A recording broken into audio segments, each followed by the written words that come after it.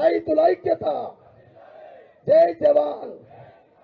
అదే భాయ్ తర్వాత ఇప్పుడు మరి కేటీ రామారావు గారు, కేటీఆర్ గారు అంటేనే మనందరికీ తెలుసు. కేటీఆర్ గారు మన నిరసన సభకు ముఖ్య అతిథిగా చిన్న వారు ప్రసంగిస్తారు. ఆలస్యమైన మీరందరూ కుశల ఎవ్వరు లేవో దయచేసి. జై తెలంగాణ. ఇంతేనా మీ ఆదిలాబాద్ దమ్మ తగ్గింతేనా? జై తెలంగాణ. హైదరాబాద్ కినవాడాలి, రేవంత్ రెడ్డి అదిరిపోవాలి. జై తెలంగాణ. రైతుల ఐక్యత, రైతుల ఐక్యత. జై జవాన్. కేసీఆర్ గారి నాయకత్వం. జై జవాన్. రామన్న ఇంత గట్టిగా మాట్లాడగా నేను ఎప్పుడు చూడలే. జోగు రామన్న గారికి ఇటు రావన్న, ఇక్కడ రావని అవతల రావన్న. పెద్దలు, BRS పార్టీ ఆదిలాబాద్ జిల్లా అధ్యక్షులు, మాజీ మంత్రివర్యులు, మీ అందరి ప్రియతమ నాయకుడు అన్న జోగు రామన్న గారికి, గౌరవనీయులు సోదరుడు, యువ నాయకుడు, ఉత్సాహవంతుడు, బోత్ నియోజకవర్గాన్ని తన సమర్థవంతమైన నాయకత్వంలో మీ అందరి ఆశీర్వాదంతో ముందుకు తీసుకొని పోతున్న యువ శాసనసభ్యుడు సోదరుడు అనిల్ జాదవ్ గారికి, ఆసిఫాబాద్ ఎమ్మెల్యే గౌరవనీయురాలు, పెద్దలు, సీనియర్ నాయకురాలు అక్క శ్రీమతి కోవా లక్ష్మి గారికి, గౌరవ హుజూరాబాద్ ఎమ్మెల్యే సోదరుడు పాడి కౌశిక్ రెడ్డి గారికి, కౌశిక్ ఫ్యాన్స్ మీరంతా హుజూరాబాద్కి వెళ్ళి వచ్చినా ఇక్కడ, సోదరుడు కొరుట్ల శాసనసభ్యుడు యువ నాయకుడు డాక్టర్ సంజయ్ గారికి, చెన్నూరు మాజీ శాసనసభ్యుడు తమ్ముడు బాల్కా సుమన్ గారికి, ఖానాపూర్ నియోజకవర్గ ఇన్ఛార్జ్ సోదరుడు బూక్యా జాన్సన్ గారికి, అదేవిధంగా వేదిక పైన ఆసీనులైన నిర్మల్ నియోజకవర్గ బాధ్యులు సోదరులు రామకృష్ణారెడ్డి గారు, ముదోల్ నుంచి విచ్చేసిన మా సోదరుడు శ్యామ్ గారు, విలాస్ గారు, కిరణ్ గారు, డాక్టర్ సుభాష్ గారు, ఇంకా పేరు పేరున అందరికీ, బెల్లంపల్లి మాజీ శాసనసభ్యులు సోదరులు చిన్నన్న గారికి, ఇంకా వేదిక మీద ఉన్న నాయకులందరికీ పేరు పేరున, మాజీ జడ్పీ చైర్మన్ రాథోడ్ జనార్దన్ గారికి, అందరికంటే ముఖ్యంగా కడుపులో కాలుతుంటే కూడా చాలా ఓపికగా ఉన్నాయి. ఇప్పుడు తిన్నారో పొద్దున నాకు తెలియదు. నేను కూడా పొద్దున 7:30 గంటలకు వెళ్ళిన హైదరాబాద్కి వెళ్ళి, మాకు రామన్న బువ్వ పెట్టిండో లేదో కూడా తెలియదు. ఇప్పుడు వేదిక ముందు కడుపులో కాలుతుంటే కూడా ఓపికగా ఉన్న మా ఆడబిడ్డలకు, అన్నదమ్ములకు, పత్రికా మిత్రులకు తల వంచి మీ అందరికీ కూడా హృదయపూర్వకంగా నమస్కారాలు, ధన్యవాదాలు. 7:30కే వెళ్ళినాం. కానీ ఎట్లున్నది కాంగ్రెస్ పరిపాలన అంటే, మొదలు ఎక్కడికక్కడ పనులు అస్తవ్యస్తంగా ఆగిపోయినాయి. ఆ మేడ్చల్ కాడనే 45 నిమిషాలు ఇరుక్కపోయినాం.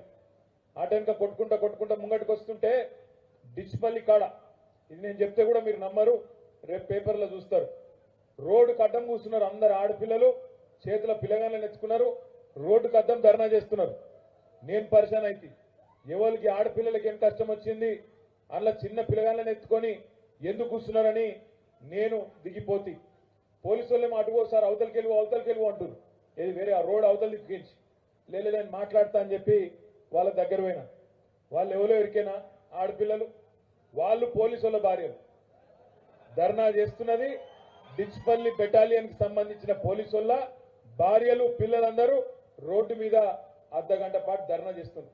వాళ్ళు లొల్లి పెడుతున్నారు, అన్నా మేము కూడా పోలీస్ కుటుంబాలే, మమ్మల్ని ఎట్లా గుంజుకపోతున్నారు చూడిగో, మా షేక్ దెబ్బ తాకింది, మా కాలుకు దెబ్బ తాకింది, గుంజుకపోతే మాకు రక్తం కారుతున్నదని చెప్పి, ఆఖరికి కాంగ్రెస్ పాలనలో పోలీసు వాళ్ళ భార్యలు, పోలీసు వాళ్ళ కుటుంబాలు కూడా రోడ్డుకెక్కి వాళ్ళు కూడా పోలీసు వాళ్ళ చేతుల్లో దెబ్బలు తినే పరిస్థితి వచ్చింది.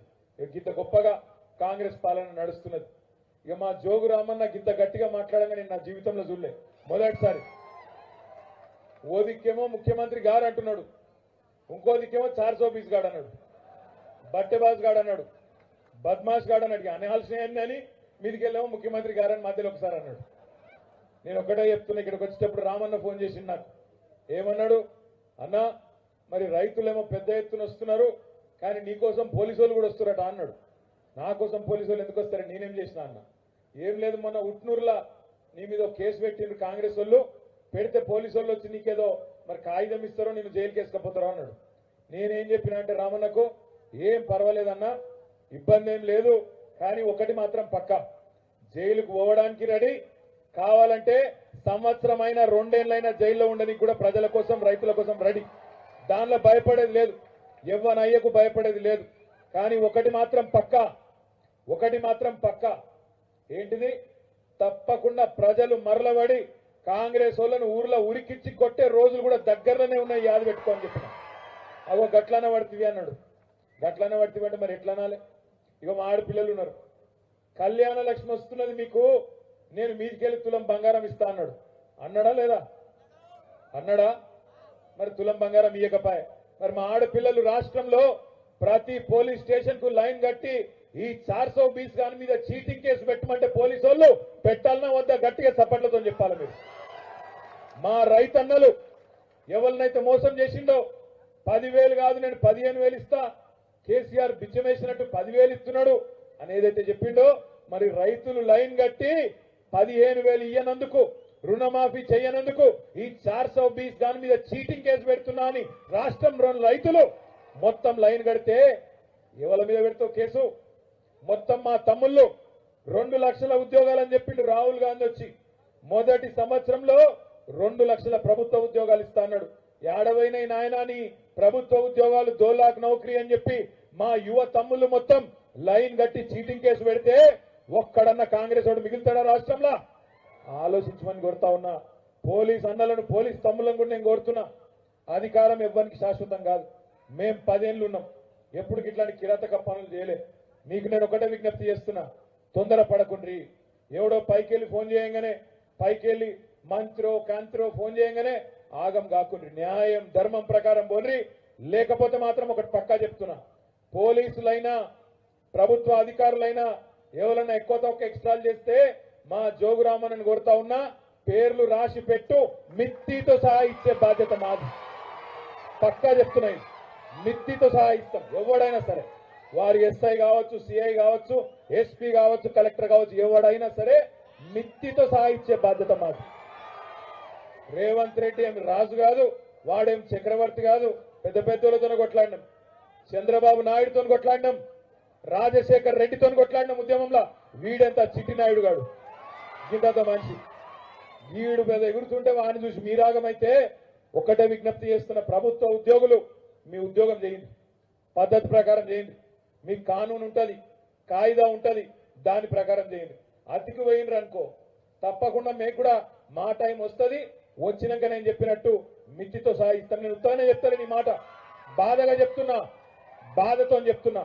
ఇదే ఆదిలాబాద్ లో మొన్న హైడ్రా పేరు మీద ఖానాపురం చెరువు కాడ 2,000 ఇల్లు గులగొట్టేందుకు పోయినారు. పోతే కడుపు గాలిన పేదవాడు ఊకుంటాడా? నీ గవర్నమెంట్, కాంగ్రెస్ గవర్నమెంట్ ఉన్నప్పుడే వాళ్ళకి పట్ట కాయిదాలు ఉన్నాయి. నీ కాంగ్రెస్ గవర్నమెంట్లోనే పర్మిషన్లు వచ్చినాయి. నీ కాంగ్రెస్ గవర్నమెంట్లోనే నల్ల కనెక్షన్. నీ కాంగ్రెస్ అన్ని ఇందిరమ్మ ఇండ్లు నల్ల మీదికెళ్ళి. మరి ఆ ఇండ్లు గులగొడతా అంటూ ఊకుంటాడా? ఒక ఆయన భూమన్ గంగన్న కదా, ఆయన పేరేంది, బొడిగం గంగన్న అని ఒక పెద్ద మనిషి. ఆవేశం వచ్చింది, 4 తిట్లు తిట్టిండు. ఇప్పుడు మా జనార్దన్ అన్న అన్నట్టు, మా భూమన్ అన్నట్టు, మా సాజిద్ భాయ్ అన్నట్టు ఆయనకు కూడా ఆవేశం వచ్చింది. 4 మాటలు మాట్లాడిండు. ఇలుగుల కొడతా అంటే ఊకుంటాడు ఎవడన్నా? మరి కూల కొడతా అంటే ఊకోక ఒక మాట అంటే ఒక గాయన మీద కేసు పెట్టిరు. గాయన మీద కేసు పెట్టి ఆయన జైల్లో పెడతారట. నాకు తెలియక అడుగుతా, ఎవరిని పెట్టాలి జైల్లో? 100 రోజులు అన్ని చేస్తా అని చెప్పి తప్పించుకున్న లుచ్చాగాలని పెట్టానా, లేకపోతే పేదవాళ్ళని పెట్టానా ఆలోచించమని చెప్పి నేను కోరుతున్నా. 100 రోజుల్లో 600 అయినా 100 రోజుల్లో అన్ని ఇస్తాం, అల్లం ఇస్తాం, బెల్లం ఇస్తాం అని అన్ని అడ్డమైన మాటలు చెప్పి ఇవాళ రైతులను మోసం చేస్తున్న లుచ్చాగాళ్ళు వాళ్ళని పెట్టాలి జైళ్ళలో, వాళ్ళ మీద పెట్టాలి చీటింగ్ కేసులు. అంతేగాని రైతుల మీద పెడతా, గరీబ్ గాళ్ళ మీద పెడతా, ఇష్టం వచ్చినట్టు మా మీద పెడతా, వీళ్ళ మీద పెడతా అంటే ఊకున్న తందుకు ఎవరు సిద్ధంగా లేరు. ఒక మాట మాత్రం పక్కా, మీకు పక్కనే ఉన్నది మహారాష్ట్ర. నవంబర్లో ఎలక్షన్ ఉంది. ఇక్కడ మీ అందరికీ మహారాష్ట్రలో చుట్టాలు ఉంటారు, ఉన్నారా? మీరు సగం మంది మరాఠీ మాట్లాడతారా? మాలా మరాఠీ ఏతున్నాయి, ఉన్నారా? ఈడ మహారాష్ట్రలో మీకు చుట్టాలు ఉంటారు, దోస్తులు ఉంటారు. ఈ కాంగ్రెస్ లుచ్చగల సంగతి వాళ్ళకు మాత్రం చెప్పురు జర. అక్కడ కూడా మోసం జరుగుతుంది, లేకపోతే అక్కడ కూడా ఇదే కాంగ్రెస్ వాళ్ళు మళ్ళా మోసం చేసే ప్రయత్నం చేస్తారు. వాళ్ళకి చెప్పండి, ఇగో మేము మోసపోయినవరా నాయన, 100 రోజుల్లో అన్ని చేస్తామన్నారు. 100 రోజుల్లో మొదటి రోజు రుణమాఫీ, 100 రోజుల్లోనే మొత్తం 10,000 15,000 అవుతుంది. కౌలు రైతులకు వస్తాయి, పైసలు రైతు కూలీలకు వస్తాయి. ఇదైతుంది అదైతుంది, తులం బంగారం వస్తుంది, ముసలోళ్లకు 2,000 4,000 అవుతుంది. అన్ని కథలు చెప్పి ఓట్లు వేయించుకొని జోగు రామన్న లాంటి మంచి మనిషిని ఓడగొట్టుకొని పోగొట్టుకొని ఇలా బాధపడుతున్నాం. తప్పకుండా పక్కనే ఉండే మహారాష్ట్రలో ఉండే దోస్తులకు చెప్పండి, ఈ కాంగ్రెస్ లుచ్చగల్ల కోట్లేస్తే మళ్ళా మోసం జరుగుతుందనే మాట గట్టిగా చెప్పాలని కోరుతా ఉన్నా.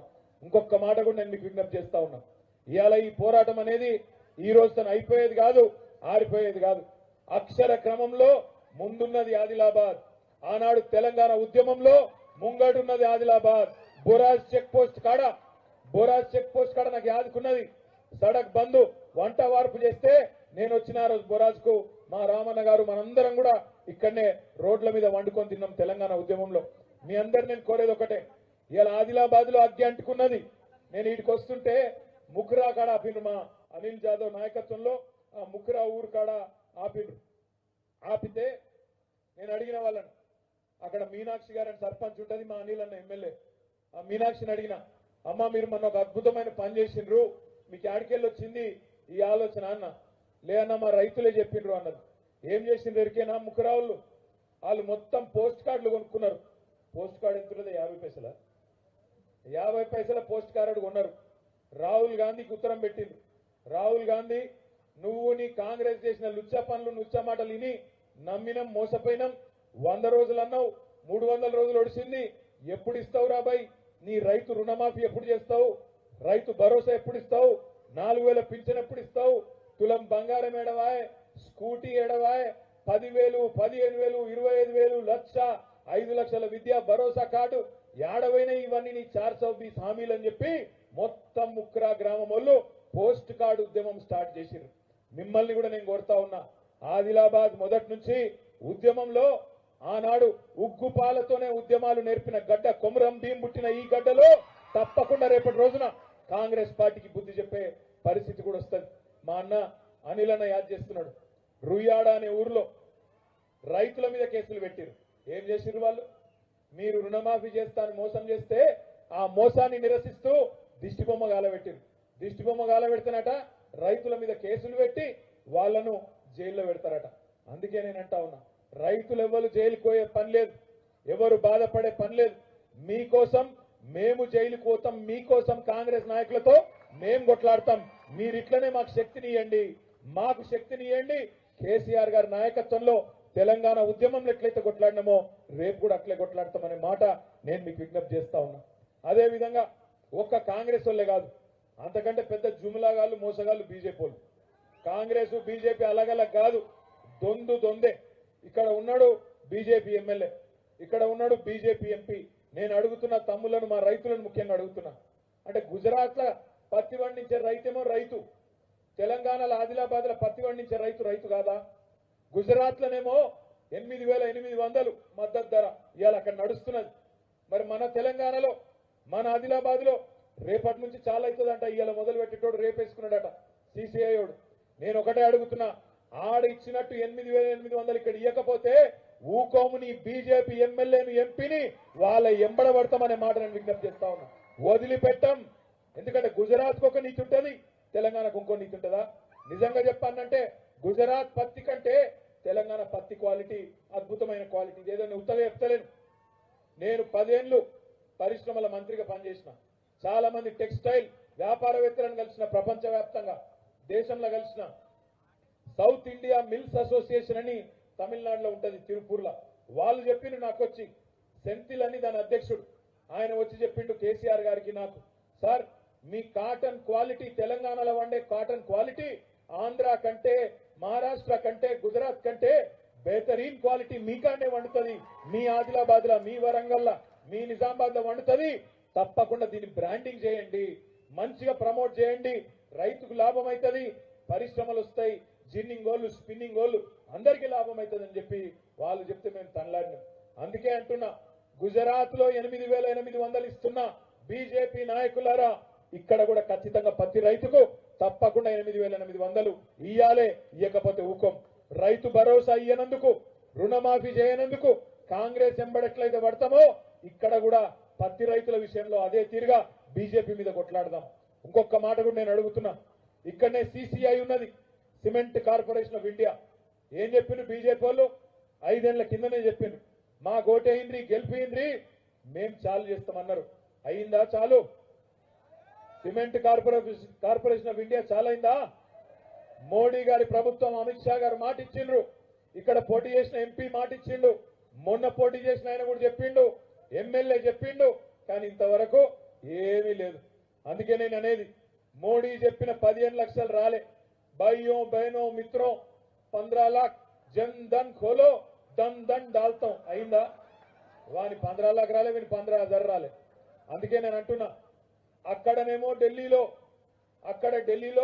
ఒక జుమ్లా ప్రధానమంత్రి, ఒక జుమ్లా పిఎం, ఇక్కడ హైదరాబాద్ గల్లీలో ఒక హౌలా సీఎం. అక్కడ జుమ్లా పిఎం, ఇక్కడ ఒక హౌలా సీఎం. ఎందుకంటే ఈయన మాట్లాడినన్ని మాటలు ఒకటి రెండు కాదు.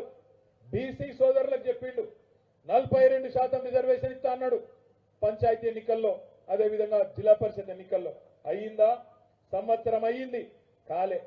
బీసీ సబ్ ప్లాన్ అన్నాడు, 20,000 కోట్లు సంవత్సరానికి ఇస్తా, 5 ఏళ్లలో 1,00,000 కోట్లు ఇస్తా అన్నాడు. బీసీలకు పెడుతున్నాడా? లేదు. ఒకటి కాదు, మైనారిటీ డిక్లరేషన్ అన్నాడు, ఎస్సీ డిక్లరేషన్, ఎస్టీ డిక్లరేషన్, మహిళా డిక్లరేషన్, యువజన డిక్లరేషన్, విద్యార్థి డిక్లరేషన్. ఏ వర్గాన్ని ఇచ్చిపెట్టలే, అందరినీ మోసం చేసిండు. అందుకే నేను అంటున్నా, ఇంకా 3 ఏళ్లు టైం ఉంది. ఆఖరి సంవత్సరం ఎట్లాగో ఎలక్షనే. ఈ 3 ఏళ్లు ఈ రోజు మీరు ఆదిలాబాద్ లో మాకు తొవ్వ చూపెట్టిండ్రు. ఎట్లా కొట్లాడాలనో తెలంగాణ మొత్తానికి ఇలా ఆదిలాబాద్ లో ఈ పోరుబాట, రైతు పోరుబాట తొవ్వ చూపెట్టింది. నేను జోగు రామన్న గారిని, అనిల్ జాదవ్ గారిని, లక్ష్మక్కను, మా జిల్లా నాయకత్వాన్ని మనస్ఫూర్తిగా గట్టిగా చప్పట్లతో రైతుల తరఫున అభినందించాలని చెప్పి నేను కోరుతా ఉన్నా. ఎందుకంటే ఇవాళ మీరు మొదలుపెట్టిన ఈ పోరాటం రుణమాఫీ జరిగేదాకా, రైతు భరోసా పేరు మీద తప్పకుండా మన పైసలు మనకు వచ్చేదాకా, మనకు హక్కుగా రావాల్సిన రైతు బీమా, అదే విధంగా అన్నిటికన్నా ముఖ్యంగా కోతలు స్టార్ట్ అయినాయి. చెప్పిండా లేదా రేవంత్ రెడ్డి 500 బోనస్ ఇస్తా అని? చెప్పిండా లేదా? చెప్పిండు. మన వచ్చినాయి 500 బోనస్ బోగస్ అయింది. పత్తి రైతు చిత్తైపోయిండు. రైతు భరోసాకు దిక్కే లేదు, ఆయన గురిసిక్కే భరోసా లేదు. ఏం రైతు భరోసా? అదే విధంగా రుణమాఫీ కాదు. అందుకే రైతుల కల్లాల కాడికి మనమే పోదాం. గ్రామాన రైతులు ఇంతకుముందు జనార్దన్ అన్న మాట్లాడినట్టు, భూమన్న మాట్లాడినట్టు కల్లాల కాడికి పోదాం. అక్కడ రైతులతోని ప్రభుత్వానికి కథలను, అక్కడ ఉండే అధికారులను అడిగిపిద్దాం. ఏమైంది మరి నీ బోనస్? ఏడవాయని 500 అడుగుదాం, నిలదీద్దాం. 8,800 పత్తి రైతులకు రాకపోతే అక్కడనే కొనుగోలు కేంద్రాల కాడనే, పత్తి కేంద్రాల కాడనే మనమే పోదాం. ఇదే గులాబీ కండువా వేసుకొని, ఇదే పచ్చ కండువా వేసుకొని పోదాం, నిలదీద్దాం. భారత రాష్ట్ర సమితి మాత్రమే కాదు, BRS అంటే భారత రాష్ట్ర సమితి కాదు, భారత రైతు సమితి అనే విధంగా రైతుల పక్షాన ఉండి గట్టిగా కొట్లాడదాం. ఇప్పుడే మొదలైంది పోరాటం. ఇంకొక 4 వద్దులైతే సంవత్సరం నిండుతుంది. ఇక సంవత్సరికం కూడా పెట్టేది ఉన్నది, వీళ్ళకు తప్పకుండా తొలి మాసికం కూడా పెట్టేది ఉన్నది. తప్పకుండా వాళ్ళకి ఆ రోజు కూడా వస్తుంది. మీ అందరితో నేను కోరేది ఒకటే, ముగించే ముందు, ఈ రోజు అద్భుతంగా ఆదిలాబాద్ లో రైతన్న కోసం మా జోగు రామన్న కదిలిండు. రేపటి రోజున అనిల్ అన్న, జాన్సన్, లక్ష్మక్క, నిర్మల్లో, అదే విధంగా ముదోల్లో మన పార్టీ నాయకత్వం ఎక్కడోళ్ళం అక్కడ పూర్వ ఆదిలాబాద్ జిల్లాలో బ్రహ్మాండంగా కదులుతాం.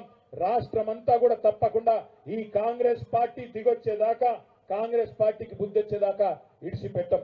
आखिरी में मैं एक चीज कहना चाहता हूं हमारे भाइयों से बहनों से, आदिलाबाद जैसी शहर, हमारे तेलंगाना जैसे रियासत जहां पे अमन, भाईचारा, खुशहाली के साथ पिछले 10 साल केसीआर साहब के सदारत में, जब केसीआर साहब हमारे वजीर आला थे, हमारे चीफ मिनिस्टर थे, किस कदर हम लोग साथ थे आपको याद है। केसीआर ने कभी भी मजहब के नाम पे सियासत नहीं किया, इंसान को इंसान की तरह देखा, हर किसी को साथ लेके चले केसीआर। केसीआर साहब एक ही चीज में विश्वास रखते थे, कभी मखदूम मयूद्दीन ने कहा, हयात लेके चलो, कायनात लेके चलो, चले तो चलो, सारे जमाने को साथ लेके चलो। गरीब को गरीब की तरह देखा केसीआर ने, इंसान को इंसान की तरह देखा। कभी मुस्लिम, कभी हिंदू ऐसे नहीं देखा। इसलिए हमारे हिंदू बहन को अगर कभी बतुकम्मा के दौरान साड़ी दिया तो हमारे मुस्लिम बहन को रमजान के वक्त तोहफा दिया। हमारे क्रिश्चियन बहन अगर है तो उनको क्रिसमस गिफ्ट दिया। वैसे ही पिछले 10 साल में अमन और भाईचारे के साथ हर जगह भाई भाई के साथ हर किसी को मजबूत करने की कोशिश हमने की।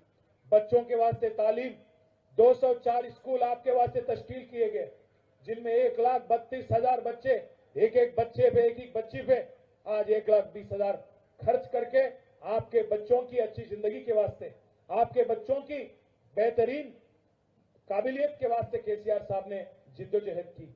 मैं भाइयों से बहनों से गुजारिश करता हूं, आप बहक ना जाओ, कांग्रेस के बातों में, बीजेपी के बातों में ना जाओ।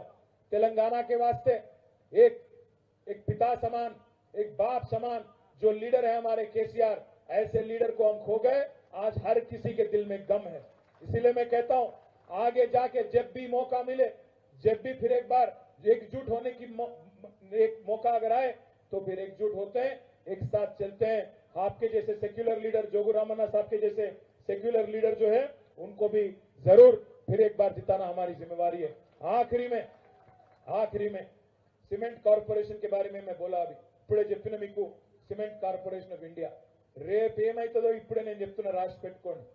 నిన్న మీరు చూసిండ్రు నల్లగొండ జిల్లా, యాదాద్రి జిల్లా రామన్నపేటలో అదానీ గారు కొత్త సిమెంట్ ఫ్యాక్టరీ పెడతా అని చెప్పి అక్కడ పెట్టబోతే నిన్న మొత్తం రైతులు, రామన్నపేట బిడ్డలు, ఆఖరికి చిన్న చిన్న పిల్లలతో సహా వేలాది మంది ర్యాలీ తీసి ఈ కాలుష్యం పరిశ్రమ మాకొద్దు, అదానీ వద్దు అని చెప్పి వాళ్ళు నినాదం చేసింది।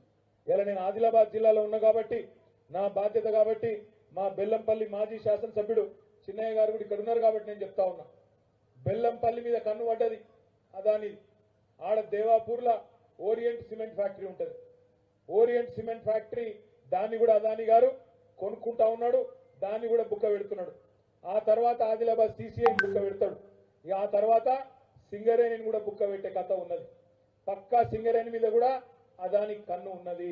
నేను అందుకే అంటా ఉన్నా, మనం గట్టిగా లేకపోతే, మన గులాబీ కండువా మన కేసీఆర్ గట్టిగా లేకపోతే ఈ కాంగ్రెస్ వాళ్ళు, బీజేపీ వాళ్ళు తోడు దొంగలు।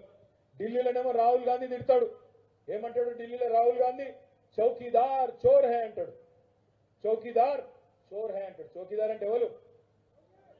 चौकीदार बोलते कौन? आप आदिलाबाद में नहीं मालूम आपको? चौकीदार बोलते मोदी, चौकीदार चोर है अंटाడు आदिलाबाद मन दिल्ली राहुल गांधी। हैदराबाद रेवंत रेड्डी ఏమంటాడు? नहीं नहीं नहीं नहीं, चोर नहीं है, हमारे बड़े भाई है। అక్కడనేమో ఢిల్లీలో రాహుల్ గాంధీ అంటాడు అదానీ ఫ్రాడ్ హై అంటాడు, ఫ్రాడ్ హై ఉనో చోర్ హై। ఇక్కడ ఈయనేమంటాడు రేవంత్ రెడ్డి హైదరాబాద్ లో, లేదు లేదు లేదు, अदानी हमारे फ्रेंड है, अदानी हमारे दोस्त है, उनको देवापुर भी लेने दो, आदिलाबाद का सीसीआई भी लेने दो, रामन्नापेटा में भी फैक्ट्री लगा दो, वो हमारे दोस्त है, उसके साथ धंधा करेंगे और चंदा लेंगे। ఇక్కడ నేను అందుకే అంటున్నా, తోడు దొంగలు ఇద్దరు, పైననేమో తిడతారు, కిందనేమో దోస్తాన్ చేస్తారు। రాహుల్ గాంధీకి రేవంత్ రెడ్డికి ఒక ఫోన్ చేస్తలేదా? రాహుల్ గాంధీకి, అరే ఏం చేస్తున్నావురా నువ్వు, నేను పైన తిడుతున్నాను, కిందికి చెప్తున్నావు, ఏమనుకుంటారు మనను ప్రజలు అని అడగస్తలేదా? Phone line కలుస్తలేదా? లేకపోతే నాకు తెలియక అడుగుతా। అందుకే నేను అంటున్నా, ఈ ఇద్దరు దొంగలతో తెలంగాణను కాపాడుకోవాలంటే ఒకే ఒక్క శక్తి మనకున్నది, కేసీఆర్ తప్ప ఇంకెవరు దిక్కులేరు। ఎప్పటికైనా ఎన్నటికైనా కేసీఆర్ నాయకత్వమే ఈ రాష్ట్ర రైతాంగానికి, ఈ రాష్ట్ర యువతకి, ఈ రాష్ట్రంలో ఉండే ఆడబిడ్డలకి, ఈ రాష్ట్రంలో ఉండే పెద్ద మనుషులకి అందరికీ కూడా శ్రీరామ రక్ష కేసీఆర్ గారి నాయకత్వమే, బీఆర్ఎస్ పార్టీ నాయకత్వమే అనే మాట మీకు గుర్తు చేస్తూ, తెలంగాణ సాధించిన నాయకుడు, ప్రాణాలను పణంగా పెట్టి తెలంగాణ తెచ్చిన నాయకుడు కేసీఆర్ గారి బాటలో నడుద్దాం। తిరిగి మళ్ళొక్కసారి తెలంగాణను మళ్ళా పట్టాలెక్కిద్దాం। ఈ కాంగ్రెస్ బీజేపీ దొంగల చేతులకెళ్లి తప్పకుండా తెలంగాణను రక్షించుకుందామని చెప్పి ఆదిలాబాద్ వేదికగా మీ అందరికీ విజ్ఞప్తి చేస్తూ, జై తెలంగాణ, రైతుల ఐక్యత, గట్టిగా రైతుల ఐక్యత, జై తెలంగాణ, కేసీఆర్ గారి నాయకత్వం। Thank you. Hello hello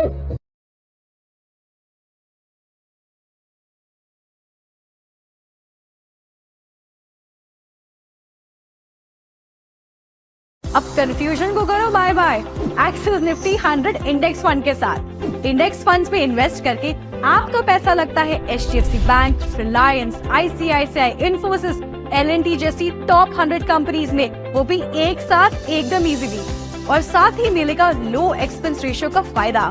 axis Nifty 100 index fund आज ही इन्वेस्ट कीजिए। Mutual fund investments are subject to market risk. Read all scheme related documents carefully.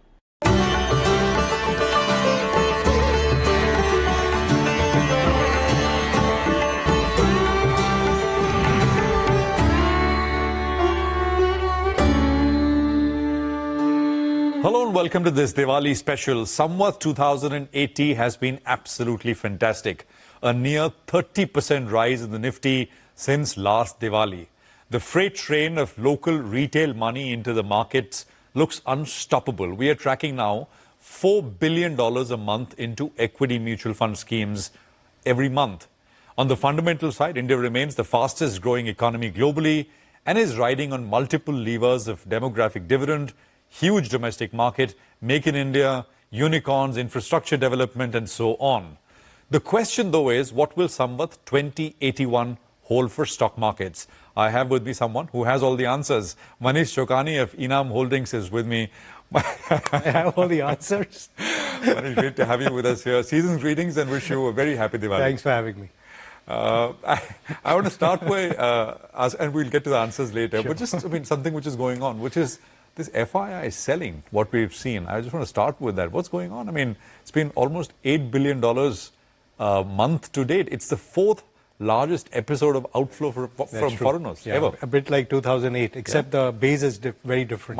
Much larger. We're three and a half times of Absolutely. that time. And also the fact that there's a lot of domestic money, otherwise this would have been a deeper correction. Yeah.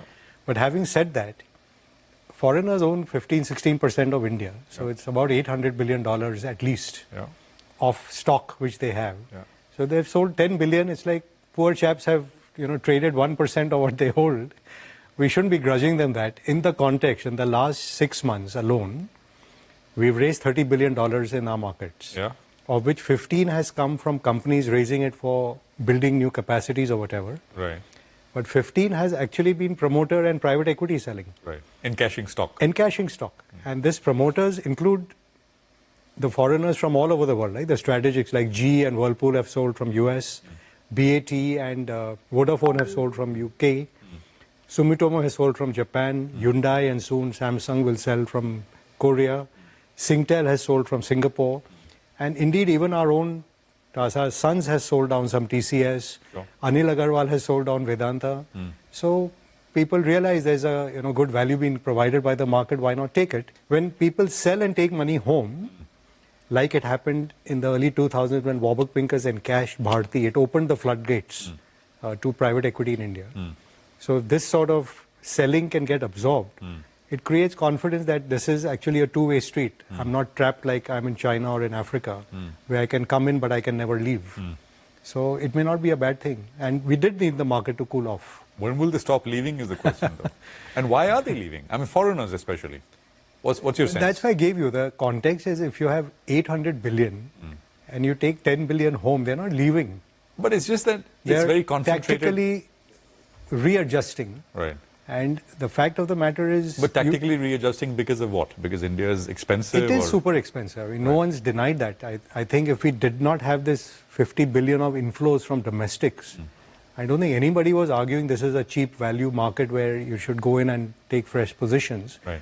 Everyone's happily riding the lifting tide, but earnings are slowing down. You've got the stimulus happening in China. You've got, hopefully now, the US having a second leg of growth. Indeed, if the markets believe that Trump comes back and you get tax cuts and you get tariffs and US prosperity will come back, you have a $62 trillion market cap sitting there, on which if you make 10%, you still make $6 trillion. As opposed to even if you make 25% on the Indian 5 trillion, it gives you an extra trillion. So percentage gains and absolute gains play in people's minds. I'm going to come to the US presidential elections in just a bit, but this consumer slowdown bit, right? So one is valuations. That is the only bit, right? There is no other, there's nothing else. Look, India, let's think about it. That we came post-COVID from a rebound perspective, that the big themes we talked about, consumer discretionary has played out. We talked of the platform plays with the Zomatos and the others have all played out.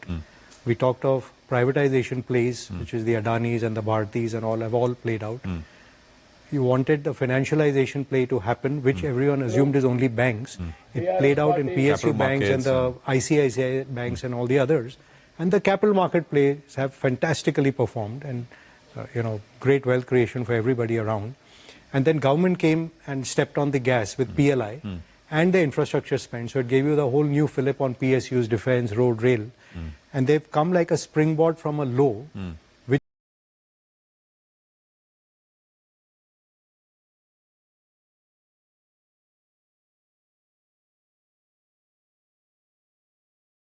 గౌరవనీయురాలు పెద్దలు senior నాయకురాలు అక్క శ్రీమతి కోవా లక్ష్మి గారికి, గౌరవ Huzurabad MLA సోదరుడు పాడి కౌశిక్ రెడ్డి గారికి,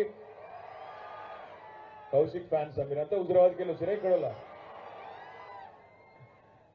సోదరుడు కొరుట్ల శాసనసభ్యుడు యువ నాయకుడు డాక్టర్ సంజయ్ గారికి, చెన్నూరు మాజీ శాసనసభ్యుడు తమ్ముడు బాల్కా సుమన్ గారికి, ఖానాపూర్ నియోజకవర్గ ఇన్ఛార్జ్ సోదరుడు బూక్యా జాన్సన్ గారికి, అదేవిధంగా వేదిక పైన ఆసీనులైన నిర్మల్ నియోజకవర్గ బాధ్యులు సోదరులు రామకృష్ణారెడ్డి గారు, ముదోల్ నుంచి విచ్చేసిన మా సోదరుడు శ్యామ్ గారు, విలాస్ గారు, కిరణ్ గారు, డాక్టర్ సుభాష్ గారు, ఇంకా పేరు పేరున అందరికీ, బెల్లంపల్లి మాజీ శాసనసభ్యులు సోదరులు చిన్నన్న గారికి, ఇంకా వేదిక మీద ఉన్న నాయకులందరికీ పేరు పేరున, మాజీ జడ్పీ చైర్మన్ రాథోడ్ జనార్దన్ గారికి, అందరికంటే ముఖ్యంగా కడుపులో కాలుతుంటే కూడా చాలా ఓపికగా ఉన్నాయి. ఎప్పుడు తిన్నారో పొద్దున నాకు తెలియదు. నేను కూడా పొద్దున 7:30 గంటలకు వెళ్ళిన హైదరాబాద్కి వెళ్ళి, మాకు రామన్న బువ్వ పెట్టిండో లేదో కూడా తెలియదు. ఇప్పుడు వేదిక ముందు కడుపులో కాలుతుంటే కూడా ఓపికగా ఉన్న మా ఆడబిడ్డలకు, అన్నదమ్ములకు, పత్రికా మిత్రులకు తల వంచి మీ అందరికీ కూడా హృదయపూర్వకంగా నమస్కారాలు, ధన్యవాదాలు. 7:30కి వెళ్ళినాం. కానీ ఎట్లున్నది కాంగ్రెస్ పరిపాలన అంటే, మొదలు ఎక్కడికక్కడ పనులు అస్తవ్యస్తంగా ఆగిపోయినాయి. ఆ మేడ్చల్ కాడనే 45 నిమిషాలు ఇరుక్కపోయినాం. అటెనక కొట్టుకుంటా ముంగటికి వస్తుంటే డిచ్పల్లి కాడ, ఇది నేను చెప్తే కూడా మీరు నమ్మరు, రేపు పేపర్లో చూస్తారు, రోడ్డుకు అడ్డం కూర్చున్నారు. అందరు ఆడపిల్లలు చేతుల పిల్లగాళ్ళని ఎత్తుకున్నారు, రోడ్డుకు అడ్డం ధర్నా చేస్తున్నారు. నేను పరిశాన్ అయితే, ఎవరికి ఆడపిల్లలకి ఏం కష్టం వచ్చింది, అలా చిన్న పిల్లగాళ్ళని ఎత్తుకొని ఎందుకు కూర్చున్నారని నేను దిగిపోతి. పోలీసు వాళ్ళేమో అటుకోసారి అవతలకి వెళ్ళి అంటున్నారు. ఏది వేరే ఆ రోడ్ అవతల దిక్కించి లేదు నేను మాట్లాడతా అని చెప్పి వాళ్ళ దగ్గర పోయినా. వాళ్ళు ఎవరో ఎరికేనా ఆడపిల్లలు, వాళ్ళు పోలీసు వాళ్ళ భార్యలు. ధర్నా చేస్తున్నది డిచ్పల్లి బెటాలియన్ కి సంబంధించిన పోలీసు వాళ్ళ భార్యలు, పిల్లలందరూ రోడ్డు మీద అర్ధగంట పాటు ధర్నా చేస్తున్నారు. వాళ్ళు లొలి పెడుతున్నారు, అన్నా మేము కూడా పోలీస్ కుటుంబాలే, మమ్మల్ని ఎట్లా గుంజుకపోతున్నారు చూడిగో, మా షేక్ దెబ్బ తాకింది, మా కాలుకు దెబ్బ తాకింది, గుంజుకపోతే మాకు రక్తం కారుతున్నదని చెప్పి ఆఖరికి కాంగ్రెస్ పాలనలో పోలీసు వాళ్ళ భార్యలు, పోలీసు వాళ్ళ కుటుంబాలు కూడా రోడ్డుకెక్కి వాళ్ళు కూడా పోలీసు వాళ్ళ చేతుల్ని దెబ్బలు తినే పరిస్థితి వచ్చింది. ఇంత గొప్పగా కాంగ్రెస్ పాలన నడుస్తున్నది. ఇక మా జోగు రామన్న ఇంత గట్టిగా మాట్లాడగా నేను నా జీవితంలో చూడలే, మొదటిసారి. ఓ దిక్కేమో ముఖ్యమంత్రి గారు అంటున్నాడు, ఇంకో దిక్కేమో 420 గాడు అన్నాడు, బట్టెబాజ్ గాడు అన్నాడు, బద్మాష్ గాడు అన్నాడు. అనాల్సిన అని మీదికెళ్ళేమో ముఖ్యమంత్రి గారని మధ్యలో ఒకసారి అన్నాడు. నేను ఒకటే చెప్తున్నా, ఇక్కడికి వచ్చేటప్పుడు రామన్న ఫోన్ చేసిండు నాకు. ఏమన్నాడు, అన్నా మరి రైతులేమో పెద్ద ఎత్తున వస్తున్నారు, కానీ నీకోసం పోలీసు వాళ్ళు కూడా వస్తున్నారట అన్నాడు. నా కోసం పోలీసు వాళ్ళు ఎందుకు వస్తారని నేనేం చేసినా అన్న. ఏం లేదు, మొన్న ఉట్నూరులా నీ మీద కేసు పెట్టిండ్రు కాంగ్రెస్ వాళ్ళు, పెడితే పోలీసు వాళ్ళు వచ్చి నీకేదో మరి కాగితం ఇస్తారో నేను జైలుకి వేసుకపోతారో అన్నాడు. నేనేం చెప్పినా అంటే, రామన్నకు ఏం పర్వాలేదన్నా, ఇబ్బంది ఏం లేదు, కానీ ఒకటి మాత్రం పక్కా, జైలుకు పోవడానికి రెడీ, కావాలంటే సంవత్సరమైనా 2 ఏళ్లైనా జైల్లో ఉండడానికి కూడా ప్రజల కోసం, రైతుల కోసం రెడీ. దానిలో భయపడేది లేదు, ఎవ్వనయ్యకు భయపడేది లేదు. కానీ ఒకటి మాత్రం పక్కా, ఏంటిది, తప్పకుండా ప్రజలు మరలబడి కాంగ్రెస్ వాళ్ళను ఊర్లో ఉరికిచ్చి కొట్టే రోజులు కూడా దగ్గరలోనే ఉన్నాయి, యాద పెట్టుకోని చెప్పిన. అవో గట్లనే పడుతుంది అన్నాడు. గట్లనే పడుతుంది అంటే మరి ఎట్లా అనాలి? ఇక మా ఆడపిల్లలు ఉన్నారు, కళ్యాణ లక్ష్మి వస్తున్నది మీకు, నేను మీదికెళ్ళి తులం బంగారం ఇస్తా అన్నాడు. అన్నాడా లేదా? అన్నాడా? మరి తులం బంగారం ఇయ్యకపాయ. మరి మా ఆడపిల్లలు రాష్ట్రంలో ప్రతి పోలీస్ స్టేషన్ కు లైన్ కట్టి ఈ 420 దాని మీద చీటింగ్ కేసు పెట్టమంటే పోలీసు వాళ్ళు పెట్టాలన్నా వద్దా? గట్టిగా చప్పట్లతో చెప్పాలి మీరు. మా రైతన్నలు ఎవరినైతే మోసం చేసిండో 10,000 కాదు నేను 15,000 ఇస్తా, కేసీఆర్ బిచ్చమేసినట్టు 10,000 ఇస్తున్నాడు అని ఏదైతే చెప్పిండో, మరి రైతులు లైన్ కట్టి 15,000 ఇయ్యనందుకు, రుణమాఫీ చేయనందుకు ఈ 420 దాని మీద చీటింగ్ కేసు పెడుతున్నా అని రాష్ట్రం రైతులు మొత్తం లైన్ కడితే ఎవరి మీద పెడతావు కేసు? మొత్తం మా తమ్ముళ్ళు 2 లక్షల ఉద్యోగాలని చెప్పిండు రాహుల్ గాంధీ వచ్చి. మొదటి సంవత్సరంలో 2 లక్షల ప్రభుత్వ ఉద్యోగాలు ఇస్తా అన్నాడు. ఏడవైన నాయనాని ప్రభుత్వ ఉద్యోగాలు 2 लाख నౌకరీ అని చెప్పి మా యువ తమ్ముళ్ళు మొత్తం లైన్ కట్టి చీటింగ్ కేసు పెడితే ఒక్కడన్న కాంగ్రెస్ వాడు మిగులుతాడా రాష్ట్రంలో? ఆలోచించమని కోరుతా ఉన్నా. పోలీస్ అన్నలను, పోలీస్ తమ్ములను కూడా నేను కోరుతున్నా. అధికారం ఎవ్వరికి శాశ్వతం కాదు. మేం 10 ఏళ్ళు ఉన్నాం, ఎప్పుడు ఇట్లాంటి కిరాతక పనులు చేయలే. మీకు నేను ఒకటే విజ్ఞప్తి చేస్తున్నా, తొందర పడకుండ్రి. ఎవడో పైకెళ్ళి ఫోన్ చేయంగానే, పైకెళ్ళి మంత్రో కాంత్రో ఫోన్ చేయంగానే ఆగం కాకుండ్రి. న్యాయం ధర్మం ప్రకారం పోన్రి.